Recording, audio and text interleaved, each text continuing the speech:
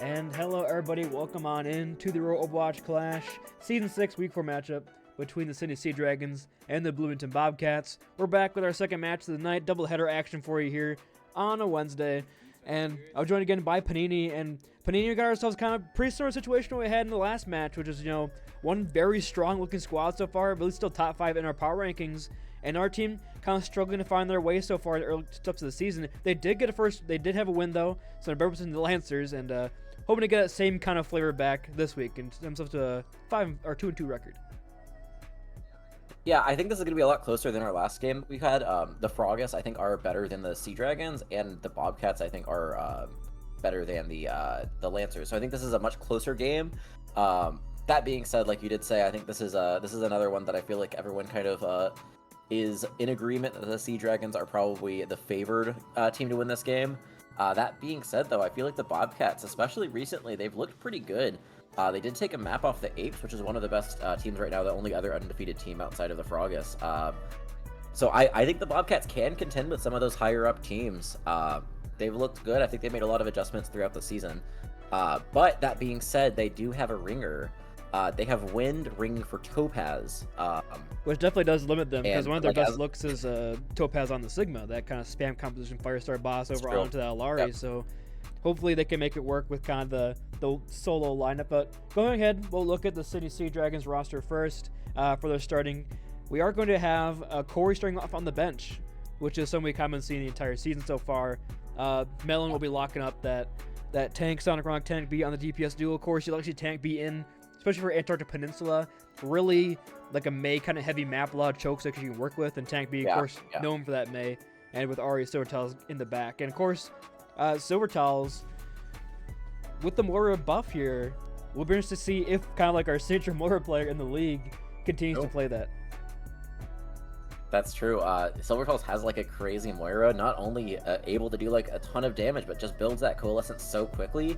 The Seadragons are like a pretty fast team. They have been running Ari a lot on Lucio, so just playing that speed I think could be a really big advantage, especially if you're getting those coals really quickly. Just play that speed and just play to kind of take the fights first, be the aggressors here. The Bobcats, I don't know if they know that, like running the right now they're showing that Cetera line. I don't know if Asmodeus is here. No. Actually, the lineup they have right now with they currently are showing Fire on tank, Boost, etc. DPS, and then Wind, who's ringing for Topaz, and Moon support. I do think this is over SR. So now that you got me thinking about that, I don't know if they can legally run this roster with etc. No, they can. It's 3490 because you use the person you're ringing for as SR in the calculation, so it'd be Topaz 2700 compared to Wind. Oh, I thought this was still too high. Nope, it's with this lineup is 3490, so they're just on the precipice. Yeah, both these teams SR averages back are 3490, so this is the most even look for both these teams. Etc. is kind of known for his hit scan, so I'm kind of curious to see what exactly he's going to be running here, if he's running a Cass or maybe a Reaper here, because I don't think this is as dominant of a like long range hit scan. Widow, Ashe, could possibly even see a soldier from etc. Especially Icebreaker has really good angles you can play at, kind of control with the soldier. So I'm kind of curious to see what he does play here on this kind of close range map here. It looks like they might actually in fact be waiting for Asmodeus, so it's kind of what the delay is for so far in this match. I know that there was some talk in the chat that Asmodeus might need to get woken up, so taking a bit of a nap for pregame, never really a good idea. But as you can see right now, the thing I want to point out though is with my insider sources, aka my roommate, I've been told that both these teams have agreed to at least one Rhine mirror map. So that should be interesting. Let's go. To see that kind of fold up, because we know that Firestars, we've seen a lot of Ramatru, we've seen a lot of wisdom from him, not too much with the Reinhardt. Same with Melon, known for more of that dive style. So both these tanks really not known for that Rhine brawl style. So it'll be interesting to see how they kind of approach this, especially if we're playing, silly compositions with the lineups. So I did just get some DMs. So the math was wrong. Etc. cannot be run here with Topaz on support. Like you were saying earlier, when they do put etc. and they do move Topaz onto tank, it sounds like you are correct. Math is wrong. It's Sonic 35-20 on the SR average. Sonic Chronic has told me that they will move Moon to DPS if that happens. So that's going to be a very interesting look. I don't know if we've seen that before yet, coming out for the Bobcats, but definitely something that could be cooked here. Yeah, with that being said, another thing, you know, if you can keep going, you keep going, or else it says to a break, and we can try to save ourselves a little more. But if you guys have more to say, keep going on. Yep. I do want to mention too, the last time I think I saw the Seadragons, they were running a really good dive comp here. So it's like this team, like you said, can play a little bit of that brawl, especially with Tanic on the May there, but they also are like a pretty capable dive team. They were looking really clean with Sonic Ronic playing Echo and Tracer, and Melon playing Winston, along with having Silvertall set up those Ononades. So a lot of different looks we can see from the Seadragons here, depending on the map. So I believe Osmodeus. I'm hoping the Bobcat is online. Yeah, there he is. All right, good. So now with Osmodeus in, we should be able to go into our first map here fairly shortly. Everybody in the chat, of course, hope you're having a great night. Hopefully you join us for our first game at 7 o'clock for the Froggies and the Lancers was 3-0. Hopefully we got ourselves a bit of a closer match here. I would like to see the Bobcats. You know, we have seen some good things from them. I'd like to see them keep building on that. I don't know if they can run, you know, the Topaz kind of tank lineup with him being out, or if they're going to stick more of the Melt or the Firestar tank, but we've seen some good things from this team. And I know that they've kind of been, you know, focusing and improving a lot, so hopefully we can see the kind of fruits of their labor. But Seadragons hoping to once again prove that they indeed did earn an #1 spot in our preseason power rankings, trying to keep up with the other teams ahead of them. So with Etc. being moved over to the bench, and the Osmodeus does come on in for DPS. So going into Antarctic Peninsula, what do you expect to see here? Is this the Rhine map, or do we have potentially like we'll see a King's Row kind of situation going on right now? I could see it being a Rhine map. I don't know if the entire team is going to commit to Brawl. I know Asmodeus has been playing a lot of Tracer recently too. Not quite as known for being with the Rhine there. Tracer and Rhine I feel like aren't such a clean match, but I think you can still run it.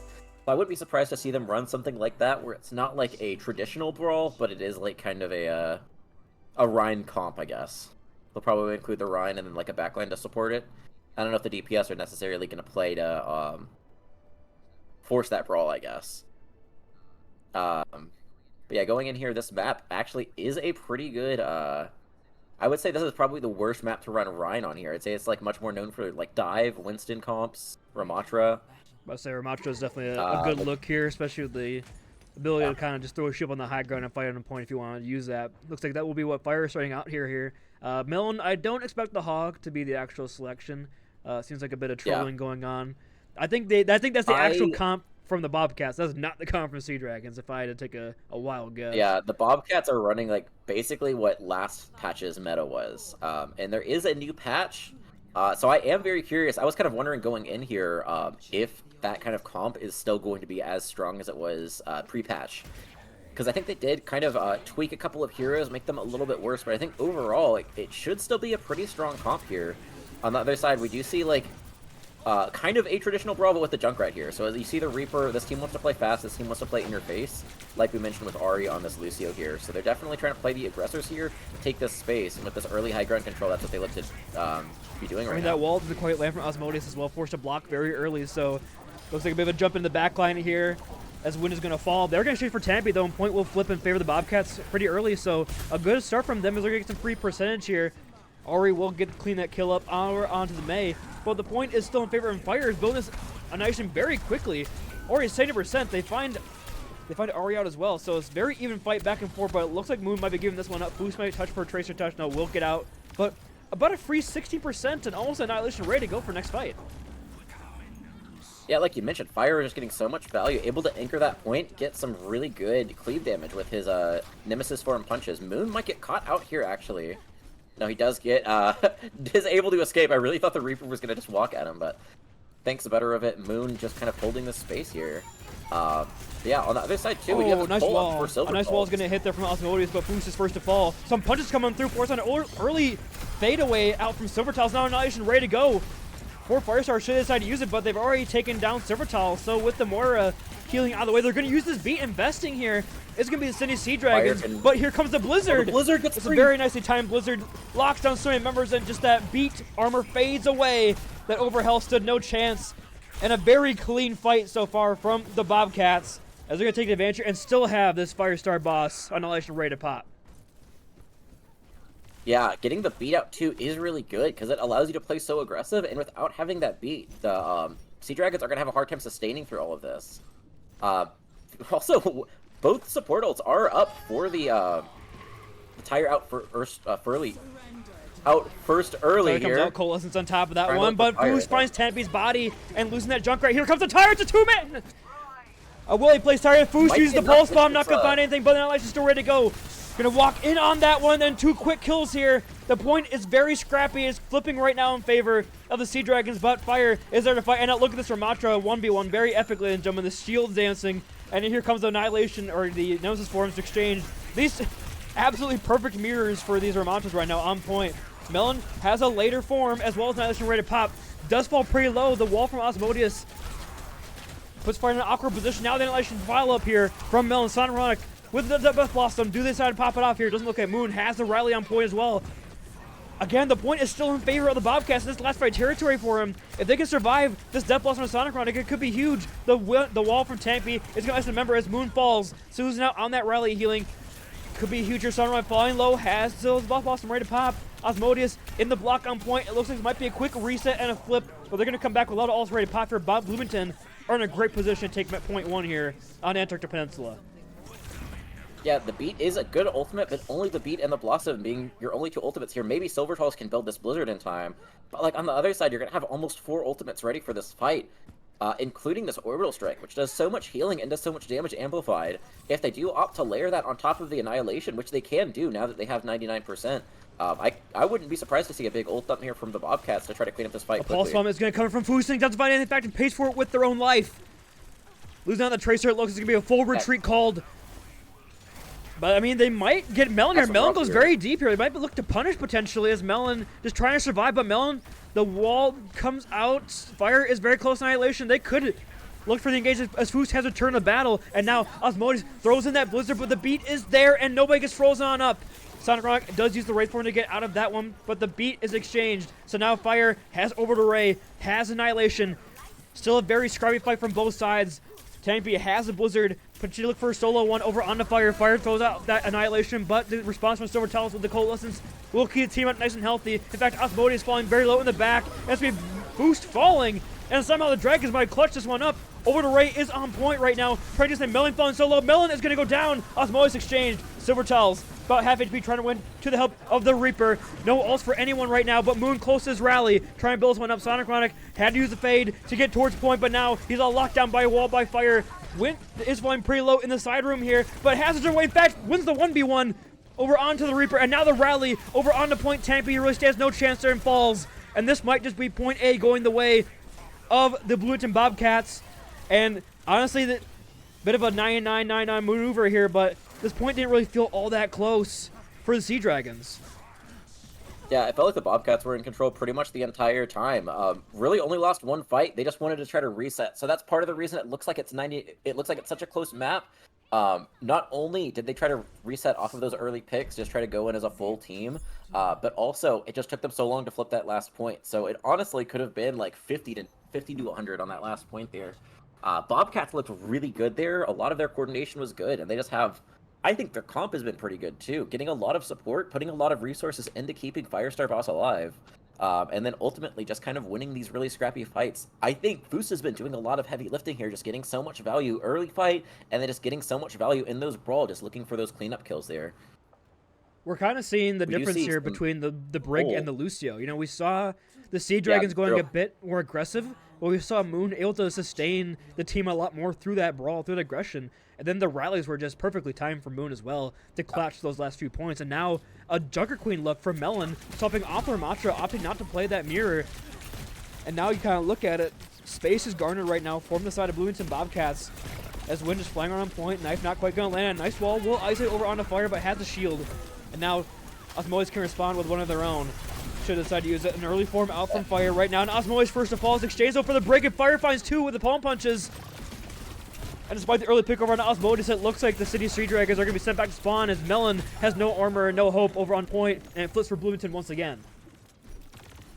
Yeah, I'm kind of glad to see the support lines opt to mirror instead of trying to play the Lucio Moira. I think this is a slightly stronger comp, even though there were just recently Moira buffs, as you said.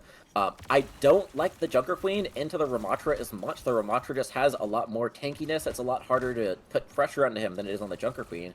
The Junker Queen basically win condition is try to land a knife and try to run someone down really quickly. They're just not playing fast enough around the shout and around the ring. The speed ring is there, but slowed down through the nano swarm, and it looks like we're gonna get a bit of a big advantage right now as both supports are gone for Sydney Seadragons. And once again, the Bloomington Bobcats look like a completely different team right now from what we've seen so far this season. They're looking great. Yeah, like I said, I think they've been getting better. I think they've really been putting in the work to try to improve throughout the season. And it looks like they're starting to play some of these really good meta comps here. I'm guessing a lot of these players are actually pretty comfortable on the heroes that they're playing right now. So I do really like kind of the improvement this team has made throughout the season against a team that, like the Seadragons, that has been pretty strong so far. Oh, the wall just barely missing there from Tanic B. Couldn't ice fire, and now Fire might look to go in heavy here. Oh, Tanic B does pop the Blizzard in time as Boot right back in. Fire's Annihilation. Not going to get too much here. In fact, it's just staying alive through all that damage, all that pressure. The armor nerfs do not seem to really bother Firestar boss there. The Nano Swarm is in and Foos in their backline. Pulse not going to find anything, but does force Ari into an awkward position. Seadragons going down. It looks like basically a spawn touch here from Fire as Melon is completely isolated over on the side, over on coast. And now the homing rock is not there in time. Down your tank, your forced retreat, this last fight territory, and your alt bank. Not looking too hot. Yeah, but the good news on the other side is they do have, like when they did swap their comp, they do have a lot more win conditions with their ults. They do have the Queen ult and the Juno ult. But the problem is they need someone to touch here. I think it's got to be Sonic Run trying to touch here on the Reaper. He's going to be coming in from under looking right, but we do have an orbital ray come up from Storytells. The wall! As it's any help Seadragons has the way to get out of that one. The Rampage finds nothing? I don't believe they hit anybody. That's a disaster. Now Moon has the rally on point, just 1v1ing the Junker Queen and taking that loss, but it is just Melon here on the point, gets slowed off that, falling very low, can't quite land the ash kick, the self-healing, and that's a dominant 100-0 showing from the Bloomington Bobcats as they take map 1. Yeah, Bobcats looking really strong right now. Seadragons have got to see if they can find some adjustment here, or they're in trouble. Like, the Bobcats look almost unstoppable on that second point there. Yeah, I mean, we saw the swap over on the Junker Queen, but despite the armor nerfs for Macho, we just saw just his ability to just kind of stand there and take damage for the team, allow Fire to play way more aggressive than Melon, and definitely looked a bit rough for the side of the Seadragons. They have to make some adjustments. Let's see what they go with on map 2. Do not go anywhere, ladies and gentlemen. Aurora Esports Clash continues after the short break.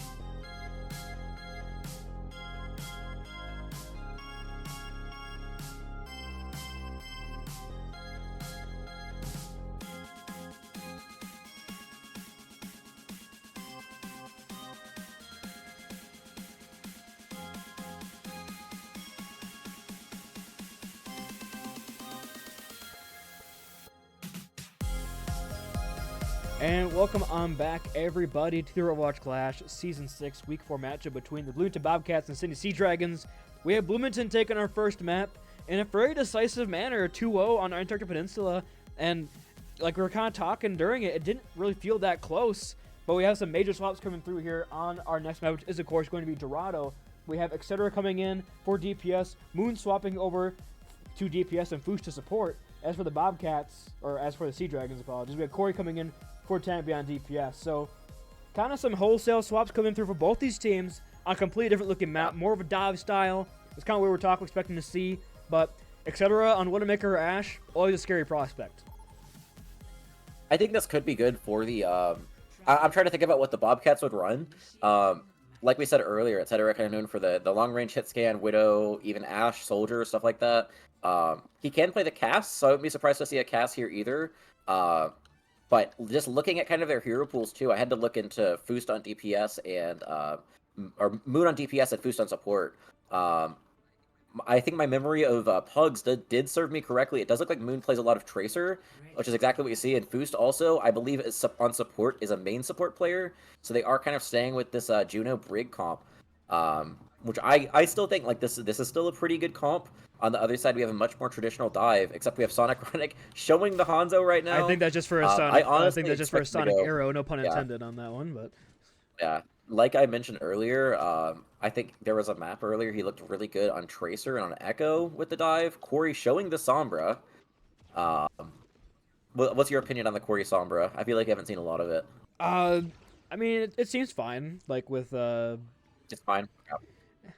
I'm sure he's probably. I know that Corey's known, for DPS and more of that Cassidy, that kind of long range hit scan, but. Yeah. He can pull out the Sombra. You know, Corey has some decent game sense being a GM player for all these seasons. He has a lot of experience on this kind of look, so we'll probably know who to go after. But again, both these teams kind of playing pretty slow. And there you go, Etc. down. So there you go, great start from Corey on the... Oh, but Ellie hits him with the cringe in chat. Unfortunate, we see two old heads going after each other right now, but Corey looks to be spawn camping maybe. No, he did find Moon. That's kind of the one issue.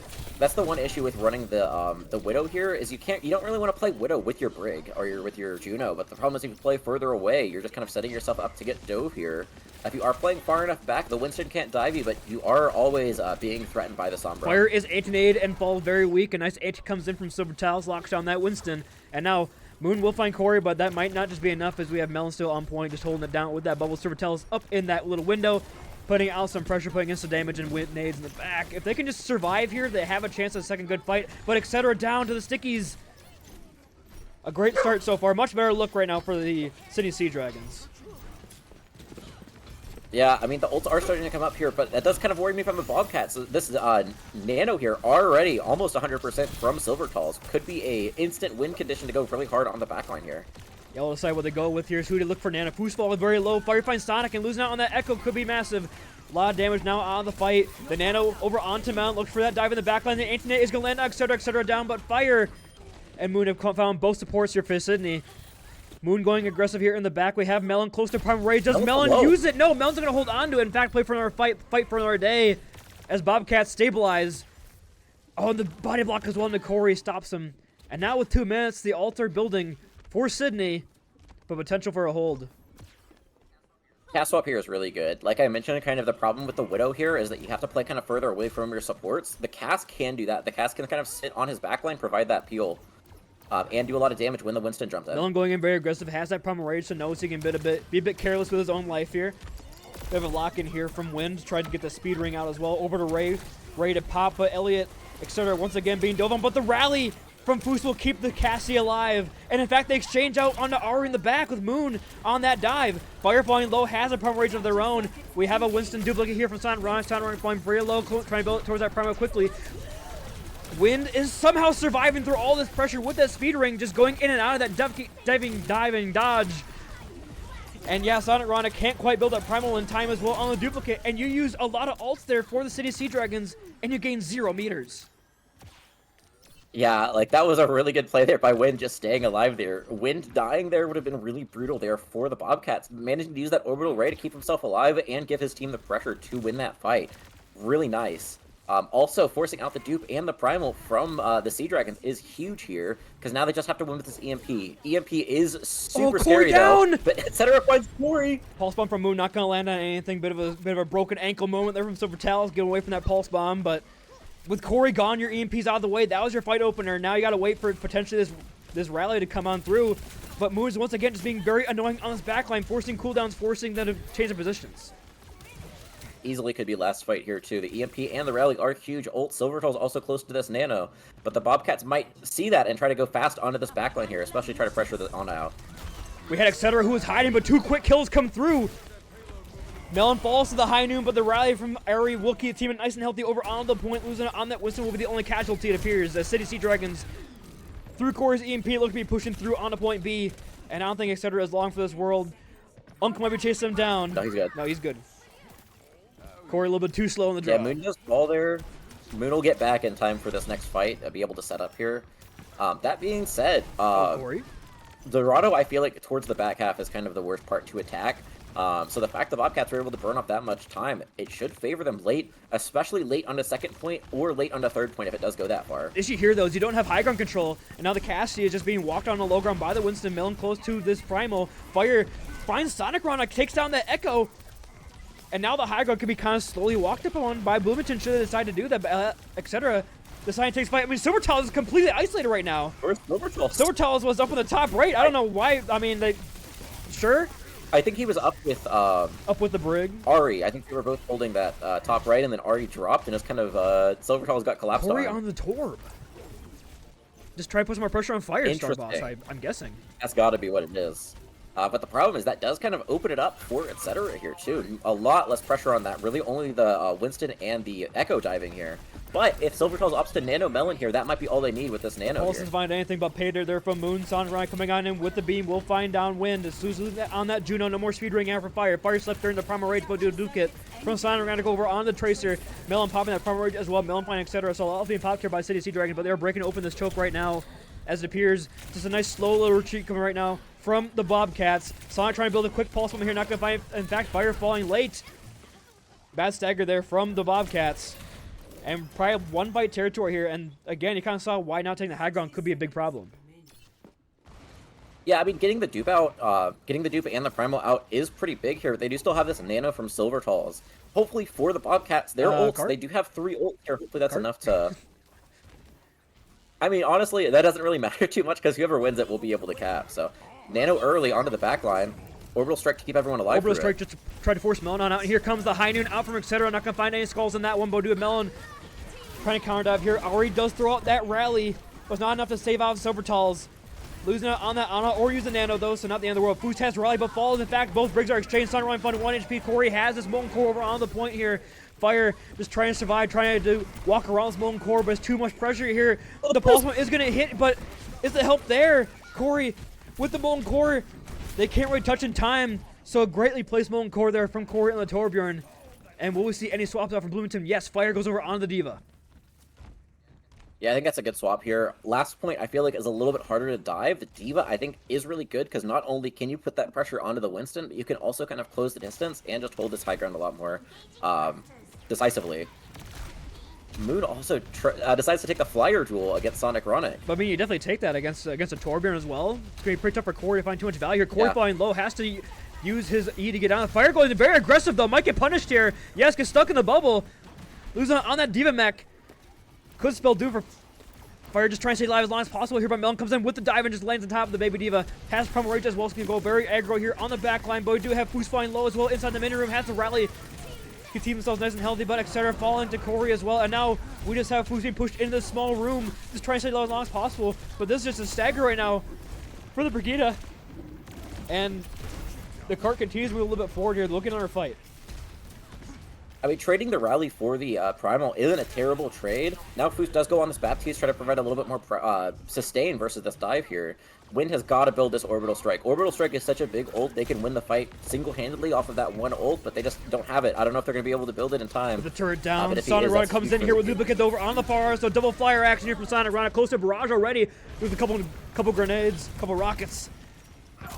No Immortality field either, but Fire and Foos have already found 2, etc. Somehow takes that duel and wins that. And despite the ult advantage, they use Nano as well over onto the Brigida. It just supports on carts.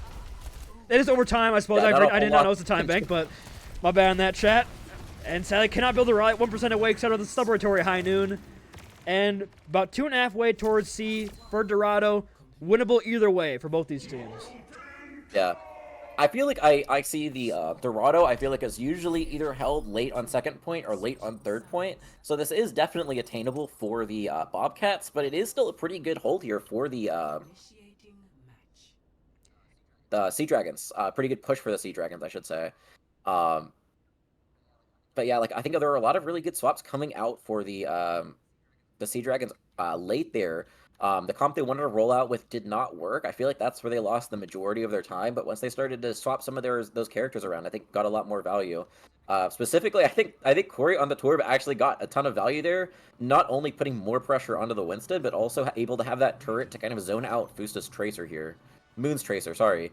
So yeah, we'll see if they stick to it or if they swap to something completely different. We see Sonic Ronic currently is rolling out on the Tracer here off of the Echo. I think that is. Like, I think Tracer is still a pretty good swap here, so just personally, I think it's going to come down to comfort. I know Sonic Ronic is very comfortable on the Tracer here, too, so. Corey is also showing the Torb, I think, is a little bit stronger on the defense here than it is on the attack. You could kind of, especially early here, hold these high grounds a lot harder here, so. Yeah, the Torb looking good. It appears, etc. kind of struggling to hit that Sonic Ronic arrow. You know, obviously doesn't have Sonic in his name, so a lot harder to hit that. But now, you know, starting out on the Widowmaker once again off that Cassidy, probably a little easier to play kind of longer sight line, especially if you're on the attacker side. But we do have the red building battle between the Wonkies right now up on the high ground, but nothing too much coming out of right now. A nice headshot is going to go out for etc. They do notice that Sonic Ronic is behind him, so they'll be trying to clear that Tracer on out, it appears. As etc. Playing very slow, playing very defensively here. Doesn't want to peek too much. The entire time the cart's still rolling too, so Melon does have to drop and kind of force the cart here. But it's just going to be so hard to dislodge the supports from this high ground here, from keeping just hard pocketing Melon here. I mean, Foosh keeps trying to jump up and take on this Tracer, so I don't know, half HP, force retreat for now. Now Fire jumps on in, uses that bubble. Melon gone! Oh! Not a good start here, and 2 quick kills here. The dive is completely destroyed, etc. with the 2 headshot kills here. Showing us why he's the Widowmaker of old, the Unk status. I'm calling Corey's gonna swap the Sombra here after he dies. To wait and see. No, I think he is rolling out. Do these supports get staggered here? Looks like they're gonna get out. No, I think they'll get out here. But even though that the Seadragons are able to stabilize here, again we have another orbital strike here from Wind, just building these ults so quickly. Sunrunner forced to recall Hurley here as well, so big cooldown gone, and now Fire has Primal Rage, can go very aggressively here over onto Silvertail. Silvertail is very close to Nano, just has to survive for 1 more second here potentially. Getting booped on a rumble, someone staying alive through all this pressure. Big sleep is going to land, but Silvertail goes down before they can use the Nano. However, they do have Ari with that rally over onto point. Over to Ray from Wind is going to be exchanged. So with this support all being gone, both supports gone for Sydney, and now Corey stuck in a small room with a big man. You hate to see that. Melon flying as well on cart. Wind will be exchanged, but Foos light on the kill feed on the Baptiste, and point A will be captured. Yeah, pretty fast pace on point A there too.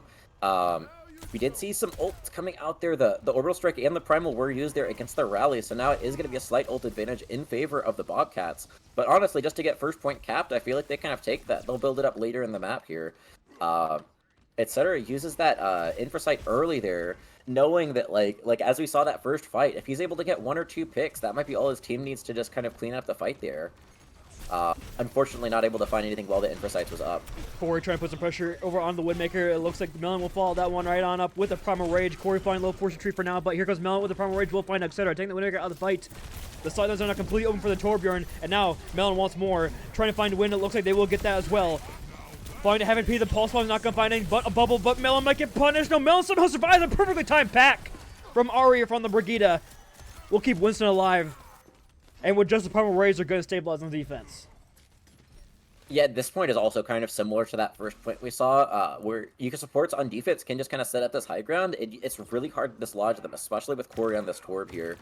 Not only that, but now the Silvertals has the Nano, which could be used on Melon just to kind of force this fight here early. So not only do you have to survive the Nano, but you also have to try your best to try to get these supports, get pressured or pushed off high ground here. Moon swapping onto the Echo, I think, is a good way to do that. A big stick comes out, but Fushi Murtai feels there in time. The support peel for each other for so far from both teams have been immaculate. A big anti, though, is going to land over on the Moon, force them out, and they're going to take down that Echo. Great play there from Sotos from the high ground, and we're seeing how devastating this high ground can possibly be, and how Bloomington maybe not taking that after that first fight victory might have been a mistake. Yeah, they still, like I said, they still have plenty of time here. They made up so much time on that first point. But yeah, it is pretty rough here to kind of take this high ground. I think you just kind of build ults up here and just kind of play the aggression and try to force the, especially the Brig off the high ground here, because it's really hard to jump the high ground when the Brig's up Who's there. just up on the high ground, but the Fire's jump. Just taking part. Do they know? Chat, do they know? He's just pushing the cart. Wind is there too. Pretty sure they do. They're fighting. Surely They're they fighting know. in the background right now. Corey- Melon falling very low. Corey Melon, in sees. fact, is going to trade it out. And yeah, there we go. But that's really good there too, because now that the cart is that far back, it's a lot harder to hold that high Wind's ground. in trouble. It's really easy to go kind of rotate, like flip the map or go coast to try to get more pressure here. Melon using that prime right here in the back line. Forced out Immortality from Foos very early. Just has to use it to retreat back to the squad.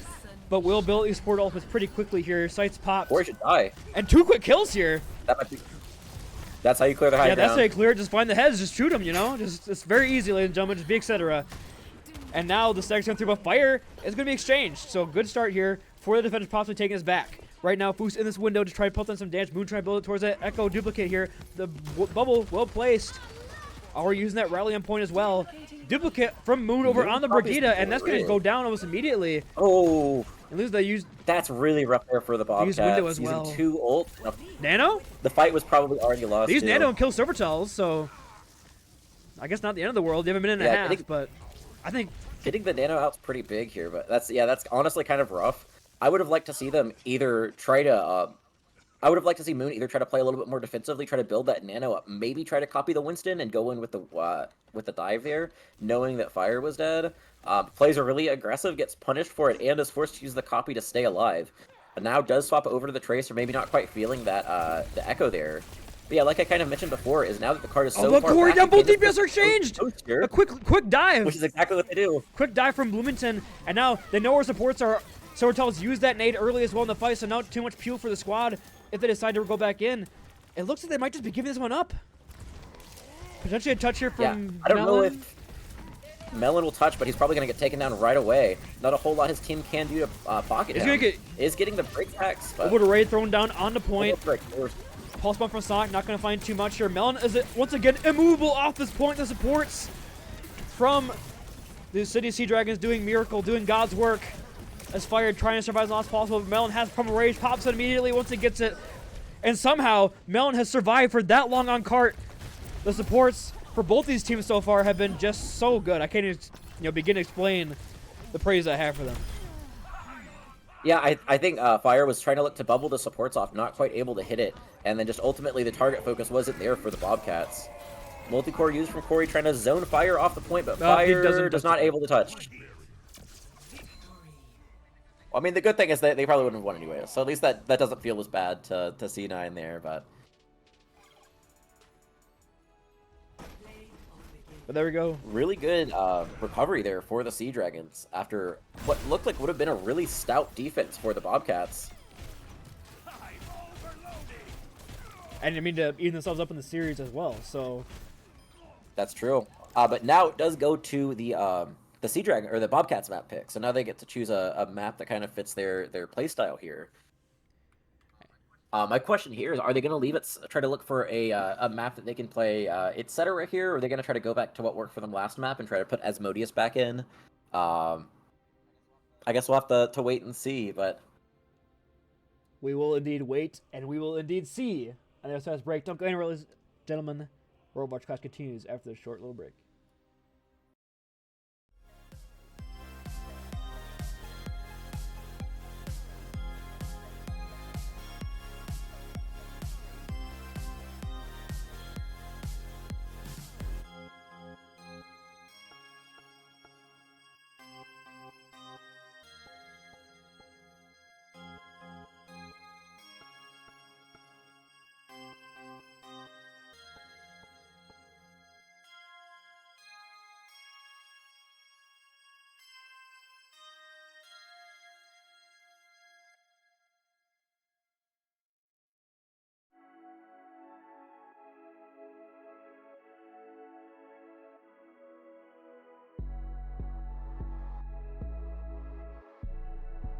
beats are the purest, roll it.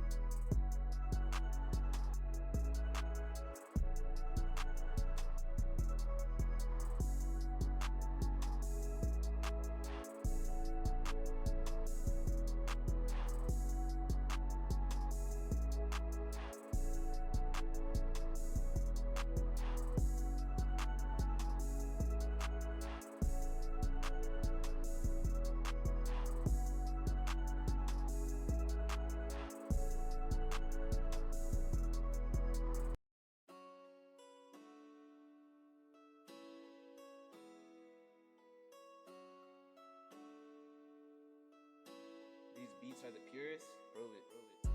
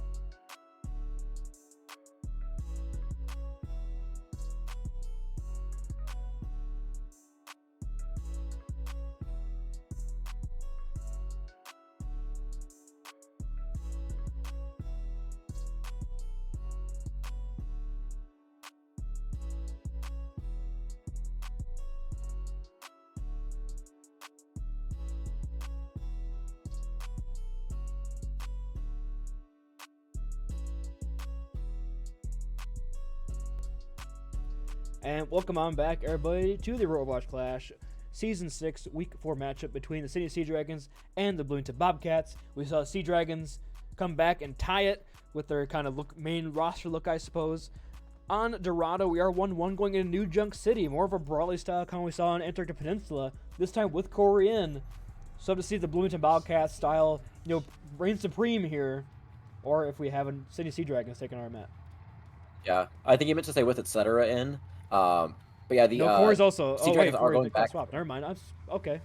Seadragons are going back to the comp they ran map one versus the etc. lineup for the Bobcats. I'm expecting to see him maybe on a cast here, maybe a soldier if he really wants to. I'm kind of surprised they are going Flashpoint here because, like we said earlier, it's like the long range hit scan that etc. is kind of used to aren't as good on these like tight, close-knit points here.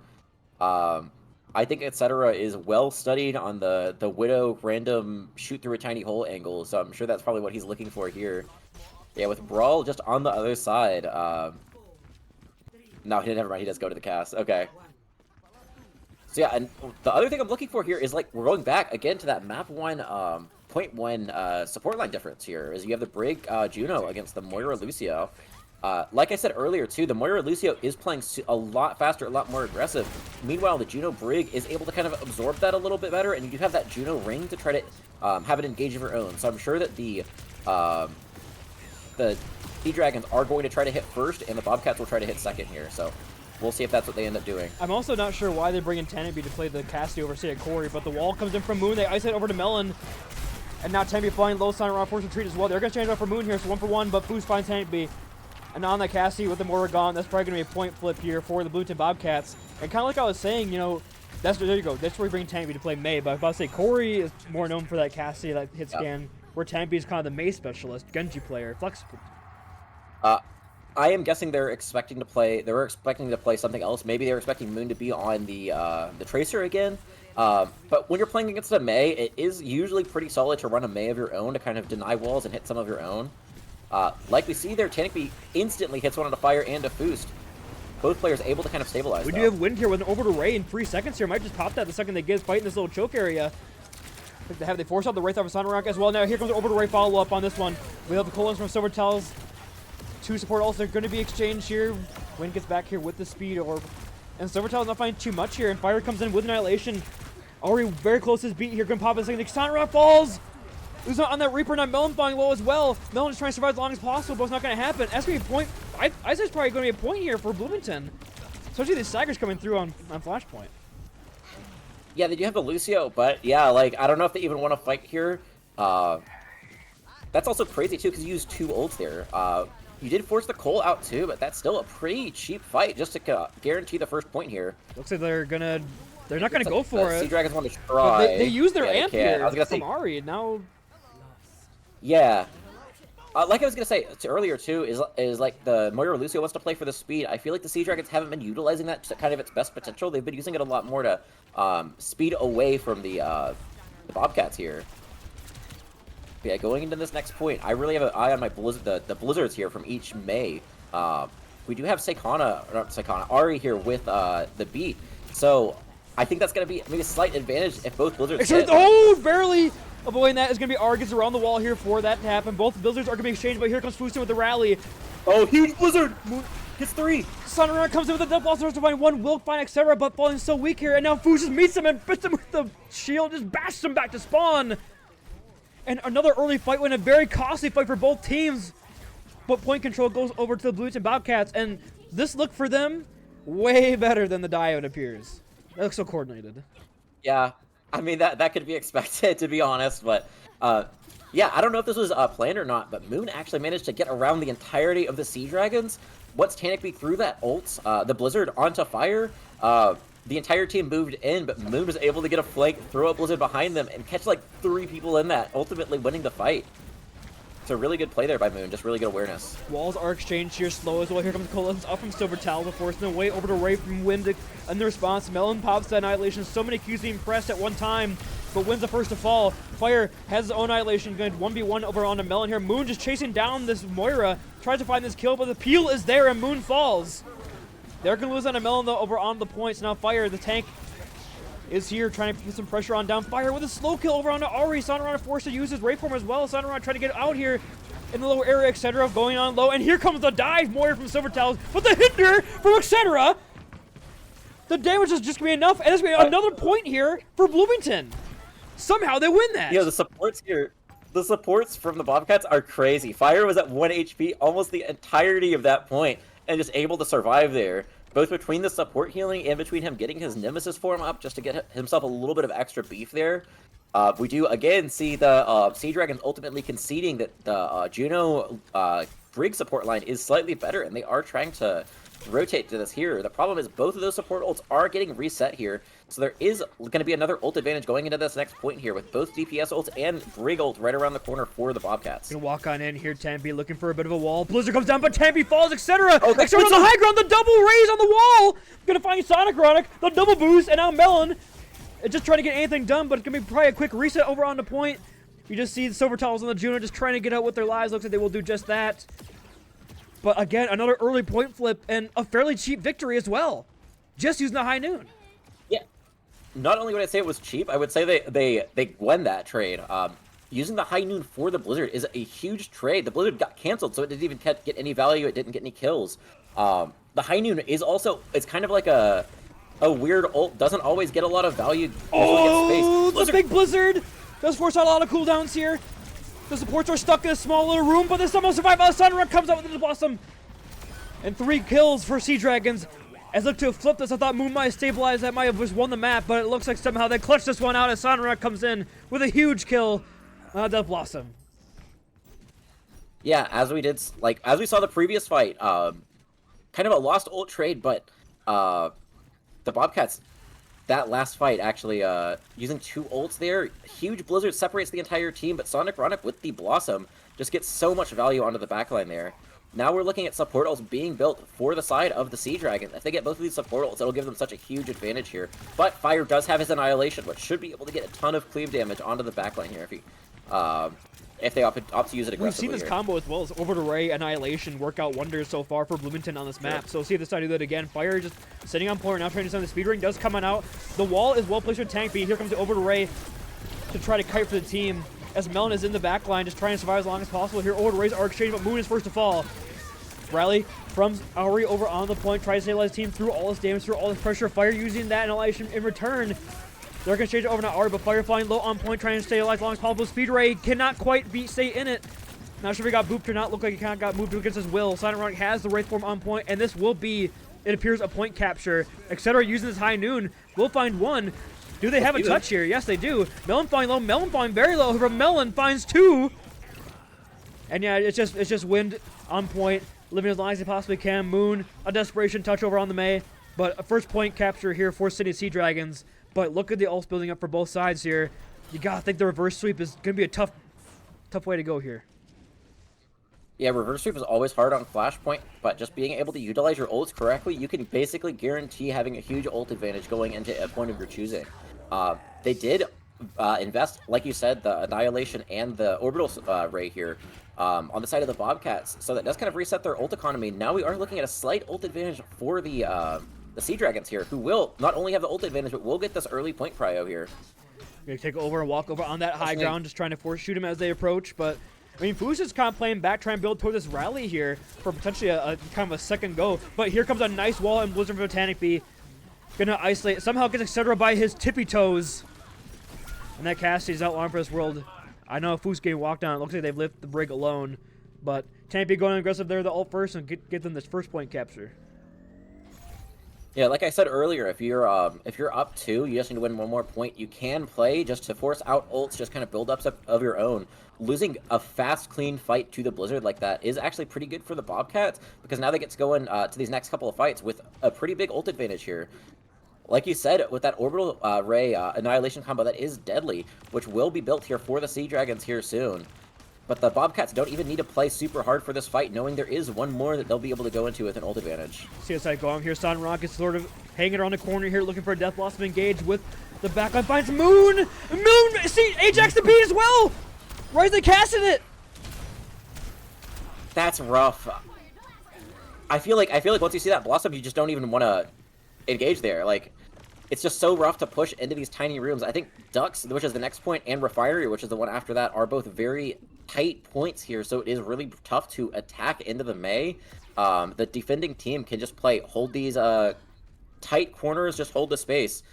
And it looks like the Bobcats identify that and try to set up the defense on Refinery, knowing they just need to win this 1 point to be able to take the map.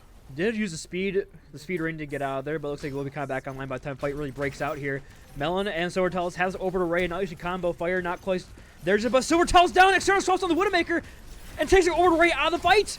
And now Sonic Rock in a weird position here, forced to Wraith, and the Miracle Widow swap of all things on New Junk City gets him this first 4K by Fire. I mean, gets him this early point prio. The boy hasn't even opened up like yet. I said earlier, it just defending is just so important here. Not only about the capping the point, but just being able to hold this space here. So like you said, the point isn't opened up yet, but being able to just get all of this space on the point here, deny these angles, and just try to play for these walls here are huge. Alongside of that, now etc. can play a lot further back and just try to cover the angles that he thinks that the Seadragons will be walking through to try to find these picks here. And like we saw in Dorado, just 1 or 2 picks from etc. could be all it needs to open up the fight. The wall for Moon, not going to isolate anybody, but does something pushing forward on top of that slow. Here comes the speed ring out. Both rallies are exchanged, Annihilation's exchanged. In fact, Silver Tiles is first to fall. Etc.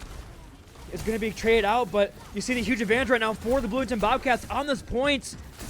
And Melon just trying to survive his last possible, but they'll take these staggers here as well. They're not going to win this fight. They're going to take these late kills. Yeah, that's really impressive there. It looks like the next fight will be the last on this point, maybe with some stagger touches here. I was kind of surprised to see etc. roll out on the Widow again. I thought he was maybe going to swap, maybe just swap to the Widow for like the surprise factor here. But yeah, I think he is going to play further back, try to use these defensive Widow angles to try to cover the sightlines that they're rotating through. Could also work really well here as a bait. The only problem with that last fight there is there were so many ults used for the Bobcats. Now the Seadragons get to go in with the Blizz and the Orbital Ray here. Oh, Millen does fall very low there. So got to play a bit slow here. Tampy has the Blizzard. Looks to Tampy. use it, but Tampy can't use it in time! Moon has the Blizzard advantage here. It's last fight territory. Should have decided to make it. Tampy and Wind are going to be exchanged. The Blizzard comes on in, does ice on a Melon, but they find etc. And now they haven't killed the Ramatra. Somehow Melon survives through all this pressure. Now Sunronic has Death Blossom. And it looks like they're going to put this right on back. And potentially a bit of a blunder from Bloomington not be able to capitalize on that Blizzard. Yeah, they do have a 99%, so they only need to win one more fight. But that's just really... That's crazy that the Bobcats were able to lose that fight. They did solo catch Melon on the Blizzard, but they just didn't have the target focus to burn him down. Boost eyes in the spawn. Etc. We see etc. swap over to the Reaper here, which I think fits a little bit better with his team comp than the Widow. But does reset the ults. Now both DPS ults are here for the Seadragons, and like I mentioned earlier too, it's just so hard to push into this Mei here. Now Tanik B has the Blizzard. If they just focus someone inside of the Blizzard and just get one pick, that might be all they need to just kind of reset the Bobcats. They're going to exchange trades from both teams here. If on each side. Speed ring and wall. Tampy throws out that Blizzard. Trying to make his last fight territory they possibly can. Fire close to this Annihilation. Could be a game changer. Tampy as well had to use his block. So now they're going to take that as the go signal. Etc. goes in the back line here by Ironic. They're going to not find it. Boost finds a rally in time. And despite the clutch factors, might just be not be enough. Annihilation here from Firestar Boss walking down the Brigida. The melee kills, and despite their best efforts, they got so close. City Seadragons cannot bring it back, and Bobcats are at match point. I don't know if Tanik B missed the Blizzard or maybe fat fingered it, but it just no one was where the Blizzard was thrown. Being able to kite that, not having to worry about that threat, not having to worry about the wall threat as it was used earlier, and then boost with the shield bash, able to cancel the Reaper ult there. And this is 4K with his punchies. We heckin' love Ramatra gameplay in this chat.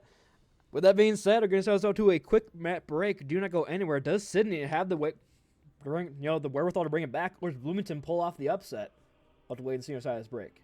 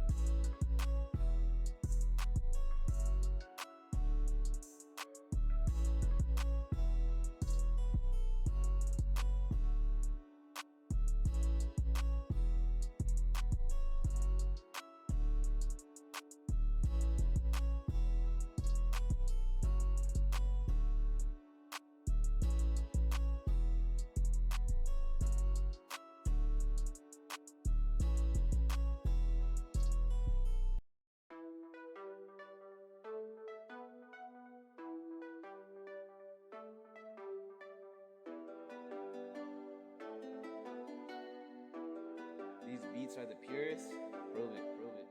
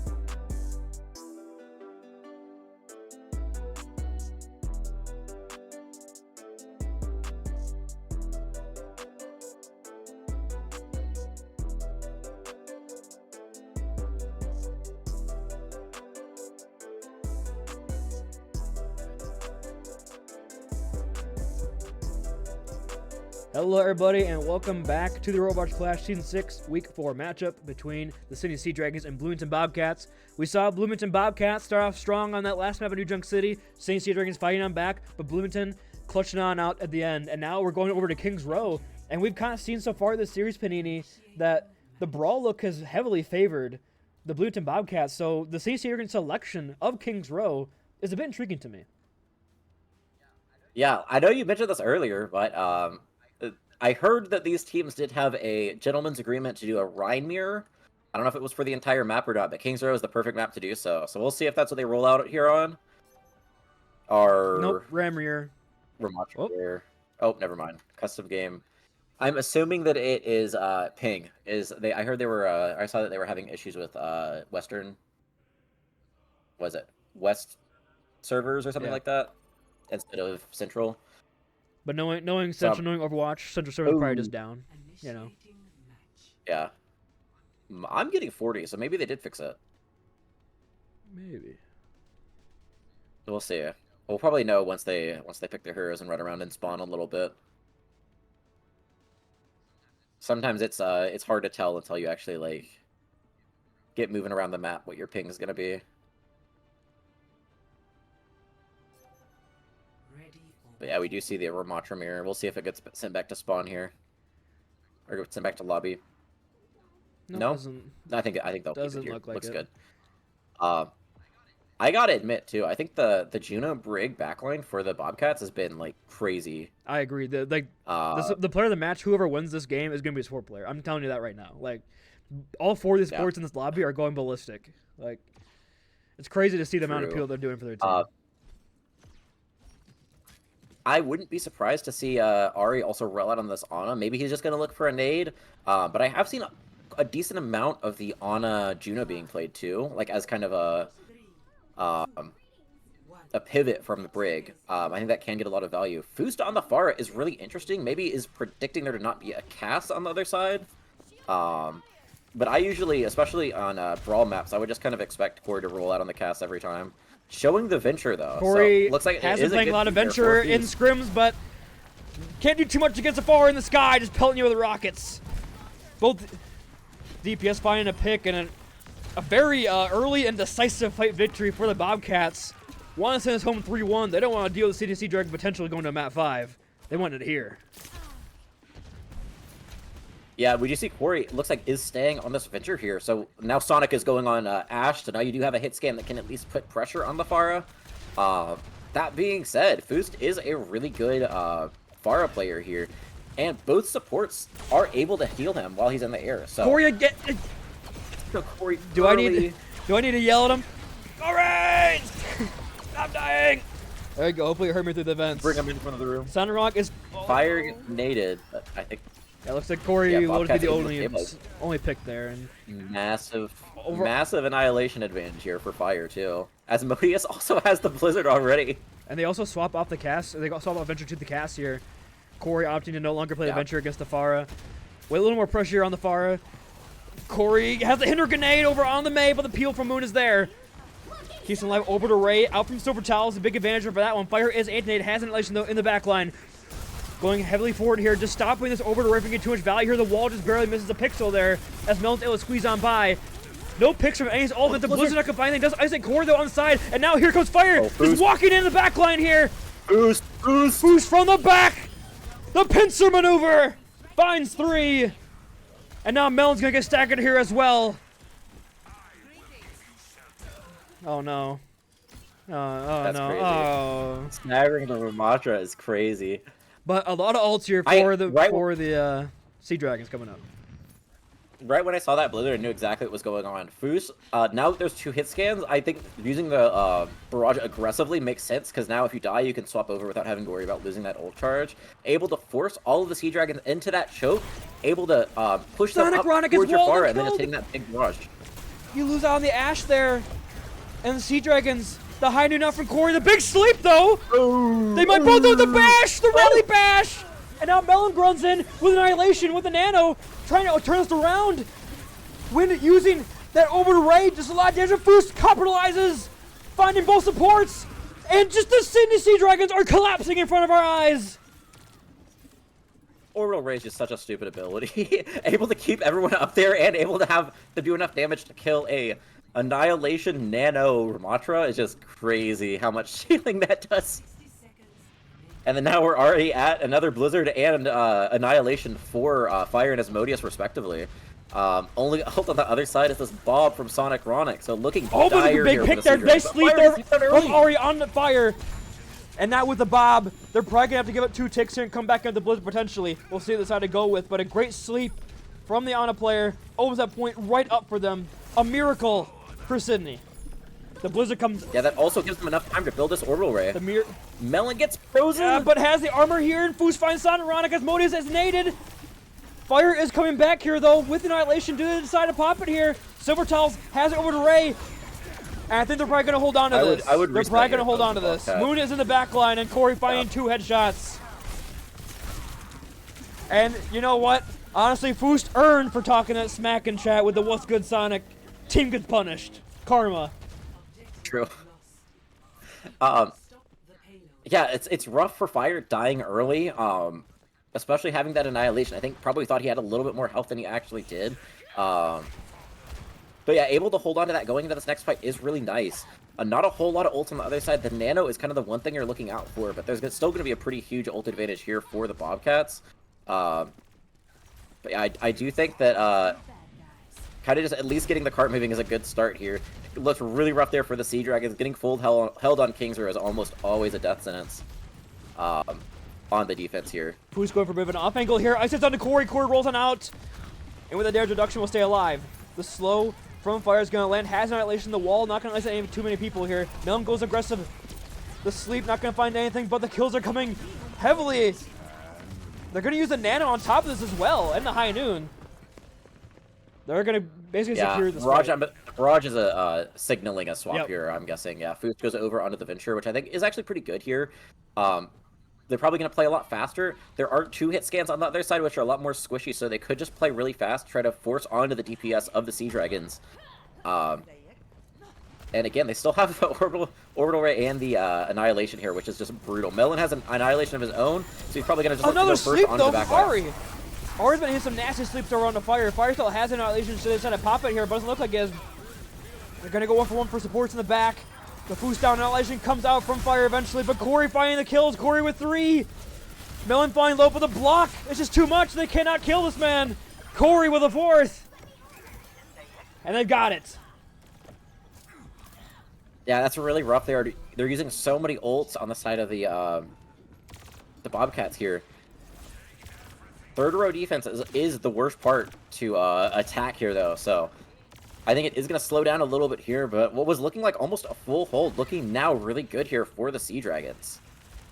Especially now that they have this Silver Tall's Orbital Ray here. Should be able to keep this team nice and healthy and give that big damage boost that should be able to put a lot of pressure onto the front line here of the Bobcats. Yeah, Silvertail's looking for that here to open this one up. We'll see if they decide to go with it, but with Moon's even top field gone, we have the aggression from Melon coming out. Foost once again falls first.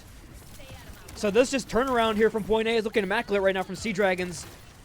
Didn't use any else for that one. Putting down the speed ring, trying to get any potential staggers or potentially with Corey using this high noon. Finds Osmodeus. And with the May, with the Blizzard out of the fight, it's looking desperation mode here as Fu swaps over onto the Genji. As last fight territory for the Seadragons to cap. Yeah, like I kind of mentioned earlier too, is the Seadragons comps make them want to play really fast. They haven't been doing so, but they're playing really fast. Over the way from Silver Towels, but the Blizzard is going to basically shut that one down. So it's a 1-for-1 exchange. I think you'll definitely take the over the way for Blizzard. Fire is flying low in the back line, trying to take down Melon, but Melon is just shield dancing to his own demise right now. Foos gets that reset. And now both support ults ready to go for this Bobcats. We'll see what happens.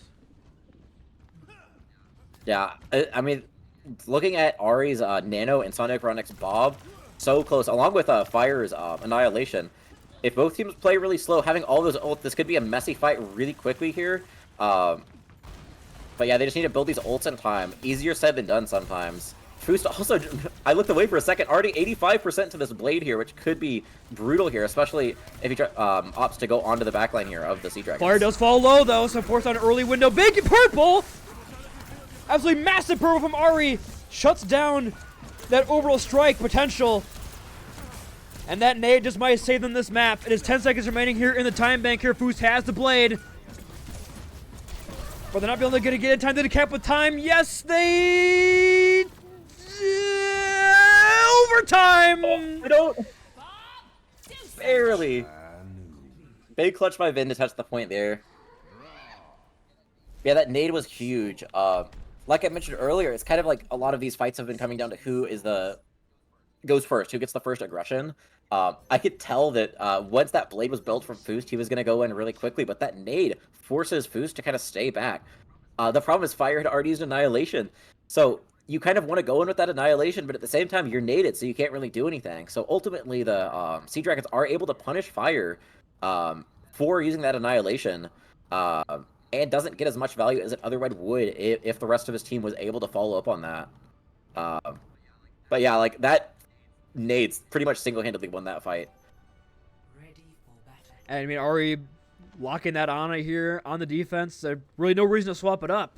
You know, we saw some really nice sleeps over on the Fire, and the anti-nades were landing, and they were doing a lot of work. But I mean, you did get overtime. If you are the Bloomington Bobcats, you got yourselves a pretty winnable situation here. You just gotta see if they can make any swaps. Sonic off the Ashe over onto the Cassidy, and Corey starting on this Torbjorn here. Interesting. I think one of the main reasons that people do pick the Brig over the Ana is to kind of pocket your Juno a little bit more. You have the packs. If your Juno's up in the air, it's a lot easier to heal that. But also getting the shield dash and the whip shot. If there are any flankers, this kind of makes a lot of sense because you're not really expecting any flankers. Like Foost actually now going onto the Tracer, so that Brig might be a lot more of an attractive option from Ari here. But yeah, if you're not going against any flankers, I feel like this Ana is a pretty good pick here. The only thing is it does kind of leave your Juno a little bit squishier here. Not able to get as much consistent healing as you otherwise would with the Brig. Osmodeus swaps out the Windmaker, look for an earlier shot, but goes right back over to that May. We do Foos kind of blinking on into the little room. Does spot out Corey, so kind of 1v1 going on in the back right now. And Corey has that overload, but Moon is the first to fall, in fact. Losing out on that Baptiste, losing out on all that healing can be pretty devastating here for Bloomington as the Seadragons going aggressive on that one. Finding wind as well. Silent Rhino cleans that one up. And yeah, I mean, Foos just kind of blinking around the back line, but absolutely zero. Pay no mind to that one. Yeah, this looks like a completely different team from the Seadragons after winning that first fight on first point of King's Row. You could tell they definitely are trying to go first. They're trying to play a little bit faster. In doing so, they're able to put a lot more pressure onto the backline, especially these supports here, which is just making such a huge difference for this team. Fire's not able to get as much sustain, and there's a lot less damage getting put in. Corey's turret does fall to the this Nano Swarm there. We do Foos in the backline here, ready to jump in over on the supports here. And with Silvertail's falling, both supports down. And it wasn't as stalwart as the Bloomington Bobcats, but still a solid A defense coming out from Seadragons. Yeah, I mean, like I mentioned earlier too, is like running the Juno with the Ana opens it up a lot to this Tracer here. And we saw that Foost able to get both supports in the back line. I wouldn't have been surprised to see Ari swap over the Brig, but if this Tracer continues to be a problem, I definitely think that is a scenario down the line. Corey going onto the Pharah off of the Torb, which not only the Torb, it takes a lot of puts a lot of pressure onto that Tracer, but now allows Foost to go in a little bit more Fire free. slept an Antonade. Immortality Field comes out to keep that team alive. Has Annihilation here about 20 seconds, but the Blizzard just gets chucked on in out from Osmodeus. But the homing rockets from Silver Towels. But Foost with a double pulse bomb on both supports. Foost with 3. Foost looking to make it 4. Sonic Rock shuts him down, but not nearly in time. That was a really expensive fight there for the Bobcats, though. I don't think the Seadragons have used any ults this far, and just 3 ults used in last fight alone. They do have that really good combo of the Orbital Ray and the Annihilation again. But the other side with the High Noon and the Nano on top of it is going to be a little bit more deadly. Looking at here, Corey trying to control the skies here up on his high ground. Foost kind of poking and prodding here from the side in the alleyway. Fire looking to walk forward here, but Melon just pops Annihilation instantly and finds 2 in the back.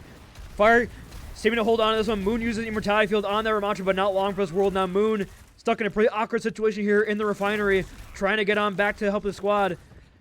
Well, no, they're just hard chasing Moon and just on the Baptiste, and now... But, I mean, they use Nano and Annihilation right back at him, so a fairly expensive fight for them. Yeah, you take that 100% of the time. Like I said, you still do have that combo of the Annihilation and the Orbital Ray, which has been pretty effective so far. The other side, you have the Orbital Ray to try to sustain your team. But the High Noon is really only kind of for space. I don't think it'll get a whole lot of kills, especially if the Ramattra is in that Annihilation form and is blocking. It doesn't really do a whole lot of damage. Foost is hard in the backline. Here's a fight, breaks out onto point. Corey's first to fall. Oh, gets on Corey. But the flanking High Noon could be huge. It does find 1. They're going to exchange that one out. Fire has Annihilation, but falls so weak in the front line here. The big wall does lay from Osmodeus, though. Isis on the Melon. And despite some decent clutch plays from the Seadragons, the Bobcats look to probably take point B, and now, Ari's going to get staggered here in the back in the alley. They're not going to be able to touch, and they're going to have a fairly decent time bank here, and I think decent enough for me to say my classic phrase. They got capped first, though, don't want... And there we go. King's roll point, see your time banks go to die. Woo! Here we are, 4 minutes. And I know it is really easy to stall out King's Row third here, but with 4 minutes left, there is also a scenario that is like I could definitely see where they do cap with over a minute left and guarantee that we'll not be able to lose this point here. Not a good start. Oh, not a great start. And no ult was there either. Yeah, so. There's a huge play from Corey with that boop, with the new patch. He says himself, the new patch, man. That's true. Corey capitalizing on the devs' mistakes. Love. Yeah, CC does a lot more displacement versus the tanks. Also, I just noticed this. We do have Ari, in fact, going over to this Brig here. Again, I think this is a good swap here. I also think Tracer is a little bit harder to play on this third point. There's not as many good flank angles here.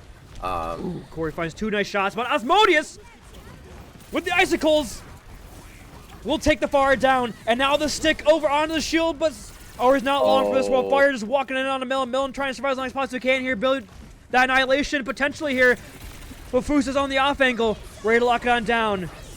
Over to Ray and Blizzard. So many things being used here. Melon falls, can't survive. Corey Barrage killed instantly. And this over the minute time bank looks very doable here. Sonic trying to clutch over the High Noon, but gets destroyed by the pummel punches of Fire. And now Ari just trying to dance on point. Melon this pretty more on the Doomfist. Can they get one more touch here? 1 minute and counting. They cannot. Only drawable here for the Seadragons.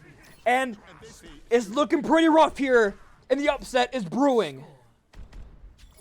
Let's see Clash. If this point does not get capped, there is a very good chance we could go to a 6th map. I think for the first time this season. I can't remember the last time there was a draw on a point like this, but as fun as it would be to see, 2 minutes is a lot of time. 2 minutes is a very long time. Not only did they cap with over a minute, tick. 2 minutes is huge. Especially with how fast these ults have been building. Like that Annihilation from Fire has been building really quickly, and that Orbital Ray has been building really quickly from Wind here. So they are going to pull the same thing out. We see Melon is playing the They deserve to lose. They deserve to lose. Horse player detected. I don't like that. I feel like part of what's been working so well for the Seadragons that they kind of stopped doing late is using that speed and using that Nemesis form from the Ramatra to run really far or really fast and try to put pressure onto the backline, especially onto Moon. Playing this Baptiste, it's a lot harder to kind of get away if they decide to run onto you. And the Seadragons identified that and were doing that really well. When they stopped doing that, that's when they started losing those fights there. Orisa can't really do that as well. Like, yeah, you can spin in, you can fortify to get a little bit more beef, but there's not a whole lot you can do to kind of push that aggression. So yeah, we'll see how it works. It definitely is a new look. It's probably something that the Bobcats are not expecting. Here comes the swaps. Fuscope back over on the Tracer. And Osmodeus probably back onto this Mei. Yep, there you go. I mean, you can just play for a Blizzard here. Osmodeus has been building this very quickly. Fire is on the... Yeah, all of the ult here. They can build a full 5-stack. Melon is flying low on point, though. Hayes Fortify, and now it's walled off from the support line. But a big anti-over on the Fire will stop that Ramatra from aggressing forward. But Aura goes on down. Osmodeus finds the shot. And with the Icon, the slows. Osmodeus with 2 headshots. The Icicles are landing. And it appears that Sydney Seadragons are going to be sent back. And that's going to be a win for Bloomington Bobcats. The upset has been pulled. I don't know if we call it an upset anymore. Bloomington are here to stay.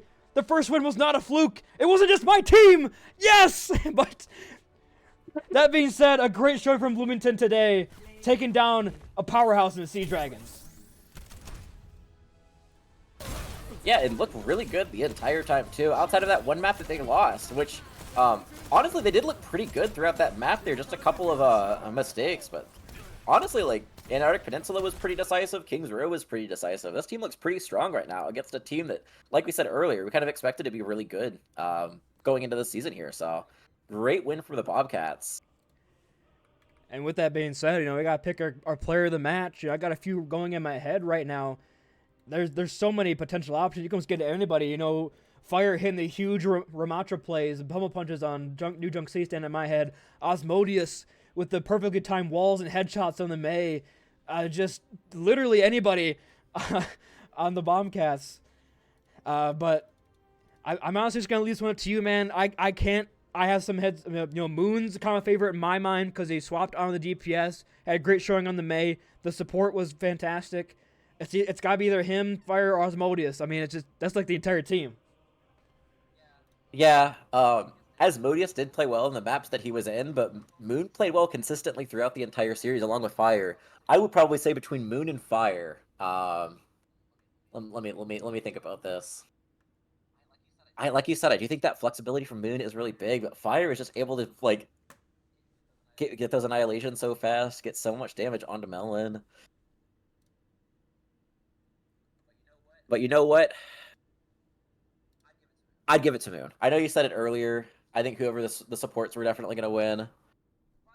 Fire, I think, has been interviewed for match MVP a couple of times. Let's give it to Moon. Well, actually, you know what we're going to do? Unprecedented. Get them both in here. Kobe and Shaq. LeBron and Kyrie. Kobe and Shaq. We're going to double interview going. I actually did okay. Welcome on in, both of you. Hello. It's a... Wait, where did... Fire DC'd right when I pulled him in here. Okay, there we go. Wait, Unprecedented. A double MVP interview for... We're giving y'all a Kobe Shaq treatment right now because that was what we saw on display. You two on this series, pulling off, you know, what was before the series, an upset. Of course, 2020 hindsight seems stupid now thinking that way, but looking at power rankings and everything, you know, and you guys, honestly, is a dominant win. It wasn't like a kind of back and forth affair, so honestly, just initial thoughts from both of you off that big win. I mean, I'll go first. I mean, I'm definitely happy. I mean, we're 2-2 right now, so it's really good to start the kind of season. We're just kind of finding our tempo, and we just need to keep like kind of focusing on what we're strong at, which is clearly been our Ram Brawl comp. But I mean, we just need to focus on what we're strong at and keep going with this. Yeah, I mean, same thing here. Like, dude, it's just so happy to win. We've had like a really tough like beginning of the season, so like it's been hard to just like, you know, keep going with it. And like obviously it's a crazy upset, and you know, morale's really high right now, so having a good time. Everyone's happy. Panini. So I did notice. I'll actually I have two questions I'm going to ask you at least. one thing I know you mentioned the Ram Brawl. I think that is like a lot of people are kind of saying that's going to be kind of the new meta we're going in. But speaking of the meta, there was that new patch on yesterday. Coming out of that patch, like, did you guys adjust anything at all? Were you guys discussing like who you think got affected or what you think was good? No. Nah, I mean, realistically, going into the patch, nothing really changes for us. I mean, the only thing that changes is that we don't have to play into Diva, which honestly just makes our lives easier. Like, even on like Dorado, like specifically, I mean, we played more of a dive mirror in Dorado, and we just like we didn't do the greatest on defense, and we weren't able to carry momentum into attack. And I think having Diva not be a character that people are playing is just really good for us. Yeah, I mean, like, honestly, with the new patch, it's we didn't even really talk about it, but like I just know in my head, like, I'm just gonna keep the same comp. I'm just gonna swap Ram instead of Diva, and like I just am better at Ram anyway, so like it works out. And then also like about the support line, Moon. I'm sure you probably know a lot about what's going on with this, but I know you guys rolled out on the Juno Brig. The Seadragons kept trying to force the Moira Lucio. How did you guys kind of play around that Moira Lucio to kind of get that advantage there? So the big difference between like the Juno Brig and the Moira Lucio is the Juno Brig has a lot of stabilization that the Moira Lucio lacks. So you just play with like the Mei wall specifically to just like kind of stop the engage as best you can and play to like absorb their initial hit, and once you absorb it, like they just fall over given enough time. Yeah, like honestly, I'm really surprised that they're playing like the Lucio Moira. So, like I was talking to Moon right before this, like we've scrimmed them last week and they were playing like the Juno Brig and they were doing really well against us. And so like this was like even more of a shock to us because like we just played them in scrim and it didn't go well. Yeah, I know we kind of mentioned the Moira buff on the cast. We mentioned the Moira buff recently, so we thought maybe that was another reason they were trying to whip that out. I know Silvertals really does like the Moira, so it's not a Moira meta yet. It's not gonna happen. Soon, surely. No. Yeah. But before we ask, The other thing I was gonna ask you. oh, go ahead. You can go ahead. Oh yeah, I got one more. I did notice when I was getting ready to join the Prod VC, I saw you guys in your own VC playing a little Farm Merge Valley. Is that how you guys get warmed up for your games? You could say so. I know that's something that me and Win both have been doing with I mean, before like scrims for me and Kato, we end up being on like Farm Merge Valley the entire time. So and speaking of which, we just went back on it. So yeah, that's something we've been doing more recently. But yeah, I just got a team of Farm Merge Valleyers. I'm trying to stay away from it because I'm already addicted to Overwatch, but who knows how long people know. It seems like you'd probably fall like headfirst into it and you'd be like doing it for hours straight. I know, it's it's scary, yeah. I just wanted to point out before we ask El Clasico, for the second time this season, you guys have proven Coin correct. Coin was the only one to pick you guys in this game once again. Oh my. So Coin is goated right now. Coin is going crazy right now on the Bobcat stonks. Not gonna. I mean, isn't Coin also like the highest in the Preds? Like, no, it's up there. Coin though. is definitely up there. Actually, with that, he he went up. What was I gonna say? He is top. He's 63%. Yeah, I was gonna say. Oh yeah. The last time the Coin was right, it picked the Bobcats over the Snobble tier, and everyone else picked the Snobble tier. Crazy. Dude, so the Coin is the Bobcats it's like believer. 70% correct. Like the Coin is just whenever the Coin That's goes for us, that's when you know you gotta pred for Bobcats. You know, take another screenshot of the other one too. Coin never lies. All right. With that said, we have to ask El Clasico, but it does sadly only go to our truly assigned match MVP. So Moon, if you could not be MVP of this game, who would you give to in your team and why? I mean, I would say Fire, but honestly, I feel like it's kind of a tie, or it's kind of a toss-up between Fire and Foos specifically. I mean, Fire just was really consistent on Ram, and it just does so much for your team. But when I like swapped into DPS, Foos just did so much on the support. I mean, Dorado was a little rough, but even on DPS, like he's just doing everything and giving us so much like space to work with. A good shot. I mean, we also could give it to anybody on your team. Like we were sitting here debating, and that's why I gave you both interview because we're like, who the hell did we give it to? We could do the whole team if we wanted to. We could have just joined team with Ringer. Real. With that being said, again, congrats on your guys' second win, going 500, and I'm thinking the power rankings have you a little higher next week. We'll see what happens. Yeah, that'd be pretty nice. Yeah. All right, thank you guys so much for your time, and best luck moving forward. Hope to speak to you again soon. Thank you. And I mean, with that being said, Panini, you know, our first match, not as much of a banger, but the second one delivered. You know, that was a crazy upset on top of it being a fairly close game on most maps. Definitely a lot better look, and you know what, honestly, just what a great day at Overwatch. That's all I can really say. True. And I think we'll be back again soon. Tomorrow Let me actually at double 9 check real p.m. quick. The Tomorrow. Funkytown Floppas and the Slouchers.